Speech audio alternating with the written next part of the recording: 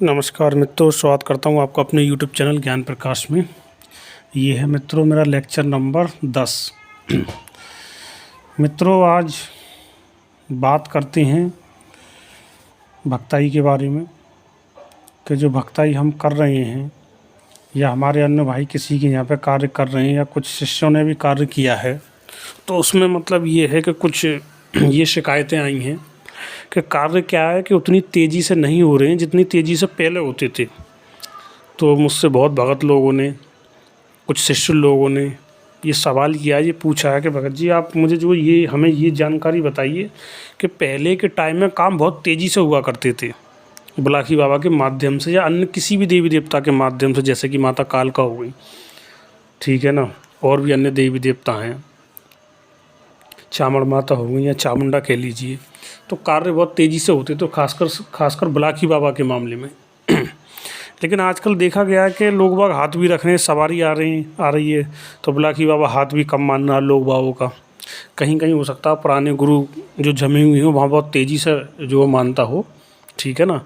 लेकिन जो हाल ही में जो नई अभी जो कहूँ कि जो विद्या जो लोगों के पास में आई है, उसमें ये देखा गया है कि बहुत रिरिया के, बहुत घिघिया के, इस तरीके से मतलब जो है बाबा जो है काम जो कर रहा है कि लोग अब बहुत रिरिया रहे हैं, घिघिया रहे हैं, तब जाकर उस काम को जो कर रहा है, उस काम को तेज़ी से नहीं कर रहा जैसे किसी टाइम पे पहले करता था। तो इसके क्या कारण हो सकते हैं मित्रों?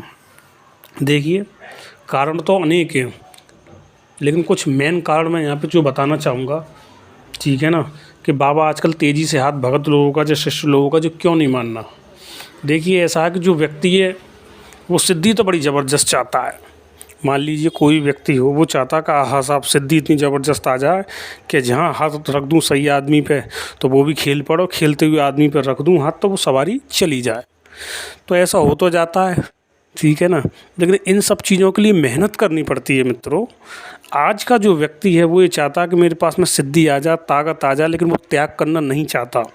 आप जैसी ताकत चाहते हो, जैसी सिद्धि चाहते हो, वैसा कार्य चाहते हो, उसके लिए त्याग करना पड़ता है और उचित गुरु के मार्गदर्शन में सेवा करनी पड़ती है आपको। ये नहीं कि किसी भी गुरु के पास में जो चले गए, ठीक है ना। जिस गुरु को पक्का ज्ञान हो, जो गुरु पक्का तप के बैठा हुआ हो, अपने शरीर को, मस्तिष्क को, मन को, ठीक है ना, सब चीज़ को त्याग के बैठा हुआ हो, जबान के स्वाद को, शरीर के स्वाद को, आँख के स्वाद को, ठीक है, तब जाकर ऐसे गुरु के माध्यम से आपको वो ज्ञान प्राप्त होता है। उसके हाथ के नीचे सेवा करने से ऐसी ताकत जो प्राप्त होगी जो आप चाहते हैं।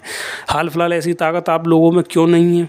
जो भी कुछ लोग हैं जिन्होंने मुझसे जो सवाल किया कि डबल बेड के गद्दे पर तो आपको जो सोना है, बढ़िया बढ़िया रजाई ओढ़ के, सर्दी में, गर्मी में एसी में सोना, नहीं तो कूलर भी चाहिए, बगैर कूलर के फिर नींद नहीं आएगी, ठीक है ना। रोटी फिर भरपेट खानी है। आज सब्ज़ी अच्छी नहीं बनी है तो चलो कुछ नहीं तो होटल से पनीर ही लिया है।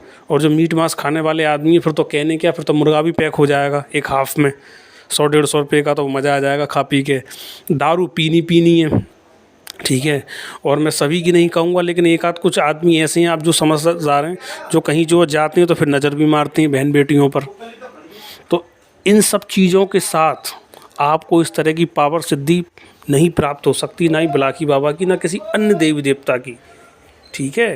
पहले के जो भगत होते थे वो इतने ईमानदार होते थे, ठीक है, कि अगर किसी की बहन बेटी पर सवारी आ रही है तो मैंने खुद जो अपनी आँखों से लास्ट तक ये देखा है कि केवल जोत पे 5 बतासे भगत जी ने तेल और सिंदूर ही दिए हैं और हाथ रख दिया और ये कह दिया कि जाओ 6 महीने तक सवारी नहीं आएगी, अब मैं 6 महीने बाद आऊँगा बात करने के लिए और भेंट लेने के लिए। तो ये देखा गया, मेरा आजमाई हुई बात है कि 6 महीने तक सवारी नहीं आई व्यक्ति पर। और आज की हाल तो ये है कि 4-4 बार उतारे चले गए खप्पर में, सब चला गया, शराब दारू सब चली गई, फिर भी बच्चा जो ठीक नहीं हुआ। तो क्या कारण है? तो कारण जो है मित्रों वो है नीयत का, कि अब नीयत में फ़र्क आ गया है।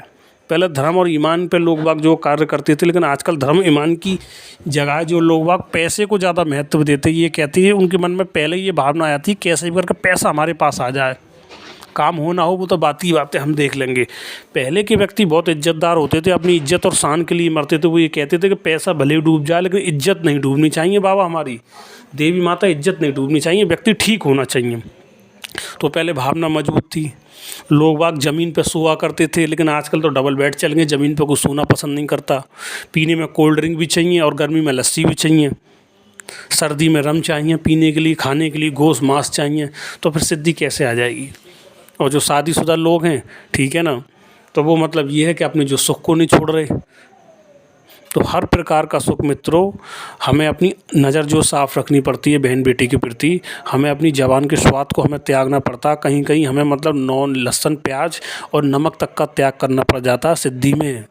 पावर प्राप्त करने के लिए इतना आसान नहीं होता मित्रों।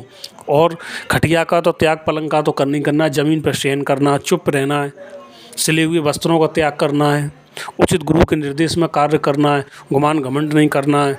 और एक निष्ठ होकर पूरी ताकत के साथ जब हम देव की सेवा करते हैं तब हमारे पास ऐसी सिद्धि, ऐसी पावर आ पाती है कि हम किसी का भला कर पाते हैं। तो मित्रों यही कारण है कि आज जो नए भक्तों के पास, नए लोगों के पास की ताकत क्यों नहीं आ रही, और आ जाएगी ऐसी बात नहीं है, बिल्कुल आ जाएगी। जो मैं दिशा निर्देश दे रहा हूँ आप उसका पालन कीजिए, ज़रूर आइए। नज़र साफ रखिए, अपनी ज़बान के स्वाद को जो त्यागिए, पलंग को त्यागिए, ज़मीन पर शयन की ताकत आपको मिल जाएगी। तो ये समझता हूँ कि वीडियो आपको जो पसंद आई होगी, पसंद आए तो लाइक करें, शेयर करें, सब्सक्राइब करें। धन्यवाद।